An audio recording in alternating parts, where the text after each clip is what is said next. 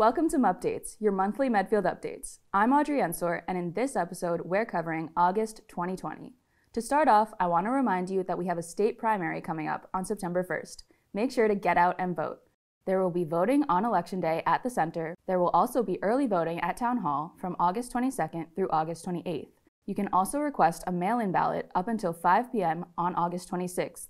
Mail-in ballots can be returned with the postage-paid envelope that comes with your ballot, or placed in the drop box behind Town Hall. Please visit town.medfield.net for more detailed information on voting in Medfield. So now that you know how to vote, what about who is on the ballot? One primary election on this ballot is for the U.S. Representative for Massachusetts' 4th Congressional District. The candidates for the Democratic Party are Jake Auchincloss, Becky Grossman, Alan Casey, Isan Leckie, Natalia Linos, Jesse Mermel, Ben Siegel, and Chris Zanettos. On the ballot for the Republican Party is Julie Hall and David Rosa. Medfield TV's general manager, Brett Poirier, hosted a bunch of interviews with the candidates that are running. Here's a quick recap from Brett. I've completed interviews with 9 of the 11 candidates from both parties. An important note going into the September 1st election, via his management team, Dave Cavell will be on the ballot, but he has dropped out and asked for his supporters to support Jesse Mermel. The only candidate not interviewed by Medfield TV failed to respond to 2 of our emails. All of the interviews are up and available in a few different ways, either on our government channel, Comcast 22 and Verizon 45, our HD channel on our watch page, our YouTube channel, which if you haven't subscribed yet, you should, and we have yet another source now, a podcast, which takes all of our meetings and interviews and turns them into an audio format so you can listen to our content now, which is perfect for long-form discussions like I had with the candidates. You can subscribe to our podcast anywhere you get your podcasts. Just type in Medfield TV. I can tell you that I have found this race very interesting. It has been one of the most intriguing I've ever covered, mostly because the candidates are all running on very similar platforms for most of their viewpoints. So it's the nuances that really make the difference. That's what I've tried to find in my interviews. I've done the heavy research for you, but don't think that you're getting off easy. There is a lot of interviews to go through before you vote. But in each interview, you're going to find that the things that separate these candidates the most by what makes them tick. Things like their backgrounds, their beliefs, their morals, and experiences are covered in each interview and help explain each candidate's beliefs and gives you a better idea of how they'll run their offices. I can't tell you how to vote, but I can tell you that I respect each of these candidates. There are 10 strong candidates vying for your vote. So I will tell you this, bias or not, the best way to be an educated voter this September 1st is to listen to our interviews that truly do the job of separating these candidates. It doesn't matter how you vote this year, just make sure you vote. Here are some clips of each candidate asking Medfield residents for their support. When the Boston Globe endorsed me, they said that in a promising field, Auchincloss was the best choice, and it's because I have the ability to represent a district of haves and have-nots. My career has been defined by toughness and by the ability to build coalitions. We're going to need toughness to take on Trump and the Trumpist agenda that has threatened to destroy this country. And then we're going to need the ability to build coalitions as we heal and rebuild this country. Out of 435 members of Congress, we only have 25 who are mothers of school-aged children. Imagine what we could do if we had 100 or 250 moms of young kids in Congress. Imagine the progress we could make on tackling the climate emergency. Imagine the progress we could make in keeping our communities, our streets, and our schools safe from gun violence. Imagine how we could provide quality, affordable healthcare to everybody. Imagine how we could enact universal pre-K. It's a lens and a passion in which I see the issues that I feel I bring to this race as a mom to 2 young kids. I think the difference for me is that I have not been a politician my whole life. I've been a public servant. But I have also learned how to make the system work. I am the only candidate that has built the coalitions to pass 3 major pieces of legislation. I have actually delivered jobs and service opportunities to the 4th District and all across the country. There isn't a candidate that can say that. Using a strategy to get the federal government to respond to the people's will. I believe I can do that again. Finally, The other interesting, unique thing I'm doing in this campaign, inspired by one of my other mentors, Paul Songas, who was a founding board member of Citier and what he did in Lowell as a congressperson, I'm putting together the People Before Politics plan for the 4th District, including Medfield. I am talking to voters across the district saying, first of all, what are your assets? What are you proud of? Because I believe in building off of strengths. But then what are your local challenges? What do you care about at the very local level that if I'm elected, I could help you with? You know, in a normal race, I wouldn't be running. I entered literally 1 week before the nomination papers were due because it felt urgent. It felt urgent for me to bring my skill set because we are in a moment of deep, deep crisis, and it's a public health crisis fundamentally, and also on top of it has been overlaid an economic crisis and a racial justice crisis. And I have worked on all those issues, both globally and at the local level in the New York City Health Department. So I have the skills to lead us through this. And as a mom of 3 kids, I know that I will prioritize families, I will prioritize our schools, and I share that fear that every parent has across the district of what is happening in September. So I have both the perspective, the lived experience of being, a mom, and also the technical skills. So it feels like I am the candidate of the moment. And hopefully from what you've heard today, I can also push for the issues that matter during normal times, our climate crisis, our economic development, our racial justice. I hope to earn the votes of voters in Medfield because I'm the proven progressive in this race. I have what it takes to stand up to Donald Trump and his minions, to fight for Medicare for all and our reproductive rights, and to lead an equitable recovery from COVID-19. The people of the 4th Congressional District deserve a congresswoman who can deliver on the type of bold progressive leadership that's going to be necessary as we move forward from the multiple crises facing our country. And I've built a 20-year career here in Massachusetts doing just that. From my time as a senior leader at Planned Parenthood, working side by side with Governor Patrick and his administration as part of his senior team, in the trenches as a select board member in Brookline, and the work that I've done the past 5 years heading up the state's progressive business organization, I'm ready to go to work for you in Washington. I'm also so proud to have built the strongest, most diverse grassroots coalition in this race, to have the support of leaders like State Attorney General Maura Healey and Auditor Suzanne Bump, Congresswoman Ayanna Pressley. Also support from your local leaders, from State Senator Paul Feeney and State Representative Denise Garlick, both of whom represent Medfield, and from Medfield Democratic Town Committee Chair Steve Teahan. I am excited to go to DC and fight for you when I'm in Washington.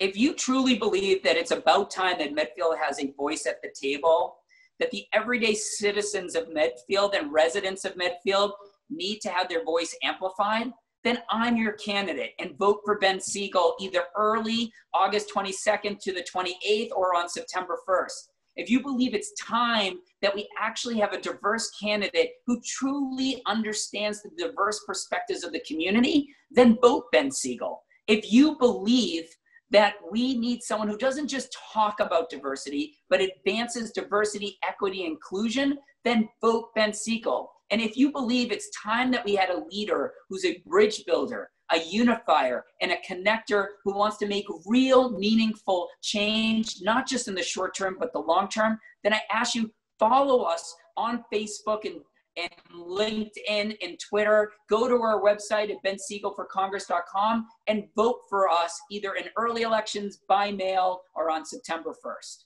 In today's world where we have this massive economic disruption that already started and is made worse by the pandemic, and people are worried about their jobs and about financial security, and frankly, about the fact that so many of our people have no financial security, I think it is essential that we get people down to Washington who understand how to create growth jobs, who understand how to try to create new paths for people to get to those jobs without requiring them to pay for something they can't afford and go deeply, deeply into debt. And that's what I've done. I've created free companies. I've created hundreds of jobs. I've been working with community colleges and other schools to create these new paths. I grew up in this community. My family struggled. And I think my upbringing is a lot closer to what other people in the majority of this district have also experienced. Now, think about this. We have not had anybody in years be a voice for the middle class, the working class, the professional people out here, the blue collar workers, the people that had, are struggling to put their kids through college with 2 or 3 jobs. What did we have? We had a gentleman from a very rich family with a very, very, very famous name. I don't think that person, probably a nice person, had much in common with us. And we're getting the same group coming from the same place. And what do they say? The definition of insanity is when you do the same thing, the same time, and hoping for different results. Well, this is an opportunity to get a different result.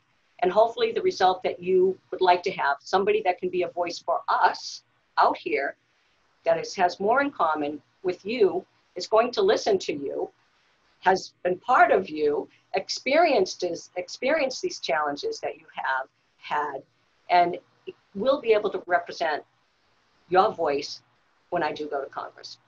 I've run for this seat in 2016. I'm familiar to a great extent beyond what my opponents are with the district. I think I have a better feel for it. I understand how, there's a lot of differences. And I think I bring something to the party that the folks in Medfield can be very happy with, be proud of, I hope.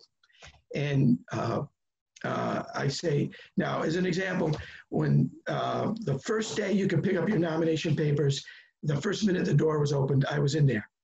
I work at it, and I'm not afraid to go meet the people under whatever the circumstances. I have, where others were afraid to go out there during this thing and meet people, and I'm 66, I'm at risk, but I think I did it for America.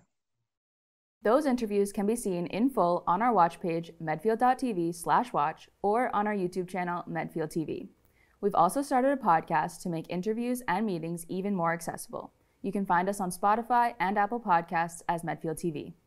There is also a primary election for a Massachusetts United States Senate seat. On the ballot for the Democratic Party is incumbent Ed Markey, as well as our current U.S. Representative for Massachusetts 4th Congressional District, Joe Kennedy. On the ballot for the Republican Party is Shiva Ayadurai and Kevin O'Connor. You will also be voting for Massachusetts House of Representatives 13th Norfolk District, Massachusetts State Senate Bristol and Norfolk District, Massachusetts Governor's Council 2nd District, Norfolk County Sheriff, Norfolk County Commissioner, Norfolk County Register of Probate, and Norfolk County Treasurer. We encourage you to research the candidates for each position and make an educated vote. Again, Election Day is September 1st, so be sure to vote. Next up, we have Superintendent Marsden with an update on school reopening. Under the conditions outlined above, and again, talking about what the guidance was on the survey, looking at the different models, which would you most prefer to enact in September? So getting a sense of where people are. The response rate was almost identical. We had 334 on this one, and you'll start to see a shift here as well. So hybrid was 45.5, remote was 38%, and in-person went from 92% to 16.5%. So there's really a tale of two surveys there where, we started to plan and think for one thing in July, and then got a second data point in August, and we started to see a real shift in both what parents and what staff and teachers were thinking. This gives you an example of what it may look like. So sometimes when people look at this initially, they think that it's morning and afternoon. Don't look at it that way. So if you look on Monday, A and C cohorts, that means the blue means they're in person. So on Monday and Tuesday, they're in person, and B is in remote on that day. So don't think of it as morning, afternoon, because you'll get confused. On Wednesday, A, B, and C are remote in the morning, and we have that all structured and explained in our plan when you take a look at it. And teacher professional development happens, whether it's planning or PD, in the afternoon. Thursday, we flip that. So A becomes remote, and B and C become in person. So one of the reasons why we chose this for our hybrid model is because a lot in the medical model was about 1 week on, 1 week off. And when we did our consultation, and our school physician felt like this was just almost as close as 1 week on, 1 week off, based on the amount of time a cohort's going to be together and the kids are gone. So you have A and C on Monday, Tuesday, and then everyone's remote. So we'll do a deep cleaning on Wednesday as part of our protocols, and that's all in our plan. and then Thursday, B and C in person, A remote. And then at the end of each evening, and each day we are doing a disinfecting and clean throughout all the buildings. So that was a way for us to make sure that there's some in-person for kids, and we make that relationships and we have those connections, and we can start to get back to normalcy a little bit, by having kids going to school, which is so important for all of us. And yet allows it for a safer number of kids being there. So half the class essentially will be in each school. While we're talking about schools, a big topic at school committee meetings lately has been that of the Medfield mascot. On July 30th, there was a public forum held which gave a platform to hear input on whether or not to change the logo, which is currently a depiction of a Native American in a headdress. On August 13th, the school committee voted in favor of changing this logo. Here's an update from Anna Mae O'Shea Brooke, chair of the school committee. Jess Riley, another school committee member, 3 years ago said, you know what, it is wrong. We should not be, we should not have a Native American as a mascot. I used to think that it was very innocuous. I thought it's a graphic, it's not really a real face, and I kept it that way. And she said, every year she would bring it up, and I said, this is not the time. If ever we address this, it has to be a grassroots issue. We need to hear from students, alumni, etc. This cannot be a top-down decision that we are the righteous ones and we need to make this decision. As a school committee member, I think how do we want our students to approach a difficult situation? You can't just rely on what you yourself know. You really need to seek out answers and seek out different kinds of answers and different kinds of voices. There are folks in the community on both sides, folks who felt that, we have a lot on our plate, and why now? We couldn't avoid it. And we are a 5-member committee. We have the bandwidth. Credit for the reopening. We did have a lot of decision-making processes to go through, but really the bulk of that really was Dr. Marsden and his reopening committee and his leadership team that I am very, very, very grateful to. So really, the school committee had the bandwidth to deal with this. And really, one camp really wanted us to make a decision, and an immediate decision. And another one, this is not our place, this should be a town vote. But we felt that this needed to be a process because this is such an emotional topic for a lot of people on either side. It was important to call people in rather than call people out. Hopefully people watched the forum. Our students were incredible. It took a lot of courage, especially current students, I think, to say, yes, I want to speak on camera and voice what I've researched, what I've learned, what I feel, what is right. And also the alumni who came out in droves, really. And then also in that video, we had 3 Native voices speak. And I think that was important. A lot of people, who filled out the form, they were saying, we need to hear from them. So it was fantastic that we did have those voices. If a people are feeling that they are oppressed because of the images we use to represent our town, to me, that it was wrong to do that. So for me, in the end, after listening, after learning, it was a very simple decision. And I know not everybody's happy with it, but I'm also hoping that the community will come together to have future dialogues about a new mascot, about the warrior name and what that means and what that symbolizes and what are our values that are behind all of that, because I think words matter, intentions matter, impact matters.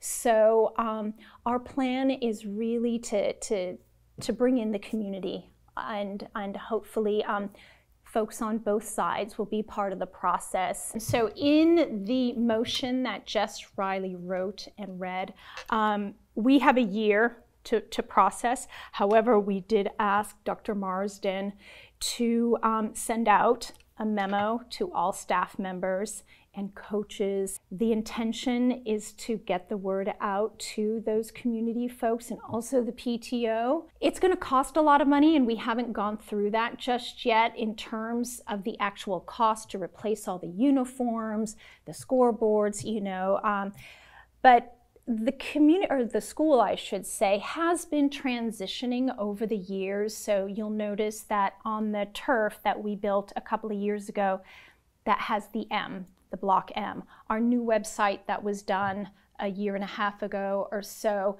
that has the M. So we have been phasing it out. It is under, legislation to stop. So the writing was on the wall.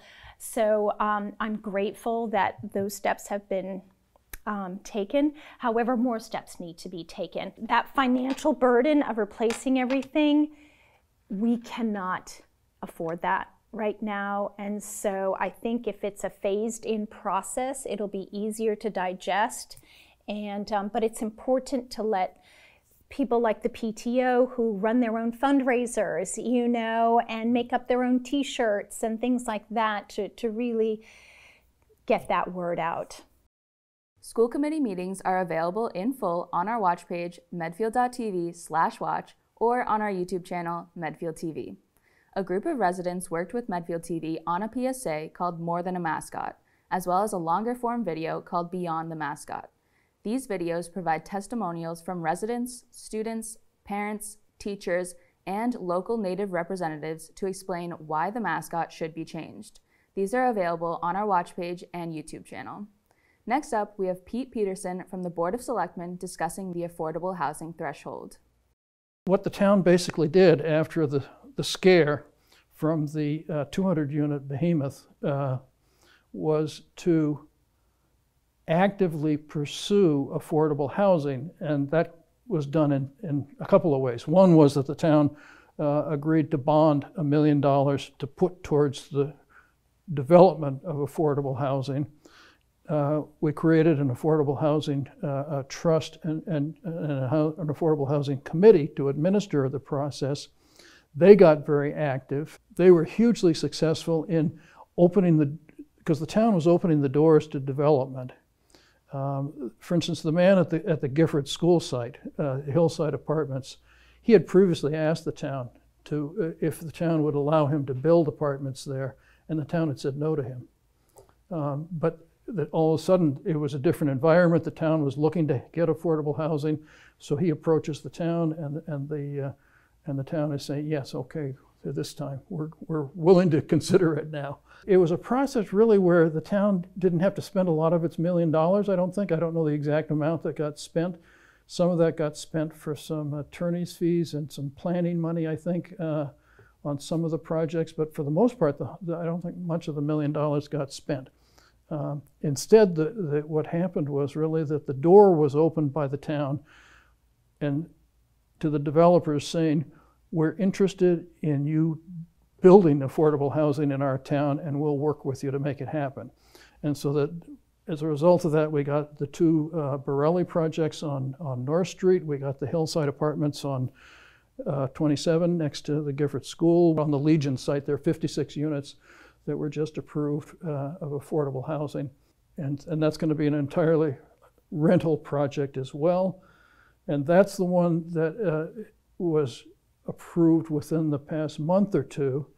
And when DHCD sent a letter to the town saying that with that number of units from that development, that we now will be close to our 10%. We're within 5-10 units of getting to the 10%.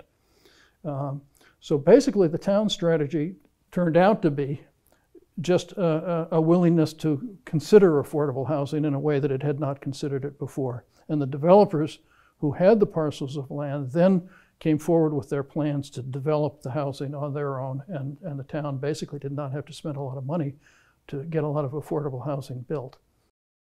Board of Selectmen meetings can be seen in full on our watch page, medfield.tv/watch, or on our YouTube channel, Medfield TV. Now we have an update from Roberta Lynch regarding the Senior Center and what their plans are moving forward. When we were closed, you probably got a lot of phone calls from us. We made almost probably 2,800 phone calls over the first 3 months, just checking in with people to see how they were, if they needed anything. We delivered food from the YMCA in Franklin every Wednesday. We delivered masks. We just delivered books if you needed books from our library. And so we just tried to do all that outreach that we do when you're in the building, but we did our job with nobody being in the building. So it's kind of nice to share with you today what's going to happen in September. Many of you got the August newsletter and realize that we're starting to do outdoor programs. We do small outdoor groups limited to 6. We do outdoor yoga that's limited to 10, and both those activities will continue in September. But September is a big month because we have the primary election on September 1st. It will be here. Voting will be here from 6 a.m. to 8 p.m. If you need a ride to vote, a lot of people are probably doing early voting or absentee voting, but if you need a ride to vote on that Tuesday, call us on Monday before and we'll schedule a time to pick you up. One of the things with this COVID is that our transportation is different. Our buses, we're limited to the number of people we can put on the bus. The federal census goes through September 30th. And it's really important, and it's on the front of my September newsletter about the federal census. It's really important that people respond and complete the census, because not only for the town, the schools, but for this Council on Aging, we get a dollar amount per senior, 60 plus and older, from the state every year. But that census, that lasts us for 10 years. So for the next 10 years, it's going to be based on the 2020 census. So it's really important, if you're 60 and over, please complete that census so we can get credit for everybody in the town, because that is what the money for the Council on Aging is based on. A couple other things happening. We've been doing grab-and-go lunches. HESCO's been providing lunches that are pre-packed on Wednesdays. Sheriff McDermott is going to be holding a Zoom presentation, and that is September 9th at 11 a.m. September 29th, we are going to have a flu clinic here sponsored by CVS. I think it's a great idea, the Center Pen Pal Club, just to communicate. I mean, because there's a potential that we could be like this maybe till January, and it's really important, the socialization and the connection with other people, and so this is just another way to do that. That's it for the August 2020 episode of Mupdates. To stay up to date with all things Medfield, be sure to like Medfield TV on Facebook and follow us on Twitter and Instagram @Medfield TV. Watch full episodes of all of our shows on our website, medfield.tv/watch, or on our YouTube page, Medfield TV. Lastly, don't forget to tune into our cable stations, channels 8, 12, and 22 on Comcast, and channels 36, 45, and 47 on Verizon. See you next month for another episode of Mupdates, your monthly Medfield updates.